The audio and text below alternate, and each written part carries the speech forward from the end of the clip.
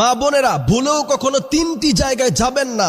যদি যান তাহলে আপনার কোনো ইবাদত আল্লাহর দরবারে কবুল হবে না। আপনি নামাজ পড়বেন, আপনি তাহাজ্জুদ পড়বেন, আপনি কোরআন কারীম তেলাওয়াত করবেন, কিন্তু বিশ্বনবী বলছেন তোমার কোনো ইবাদত আল্লাহ সুবহানাহু ওয়া তাআলার দরবারে কবুল হবে না যদি আমাদের মা বোনেরা ভুল করেও এই তিনটি স্থানে যদি তারা যায়। বিশ্বনবী সাল্লাল্লাহু আলাইহি সাল্লাম এইটাকে কঠিনভাবে নিষেধ করেছেন। প্রথম নাম্বার হচ্ছে, বিশ্বনবী সাল্লাল্লাহু আলাইহি ওয়াসাল্লাম বললেন, কোন মেয়ে যদি গণকের কাছে যায় ওই মহিলার কোন ইবাদত আল্লাহর দরবারে কবুল হয় না।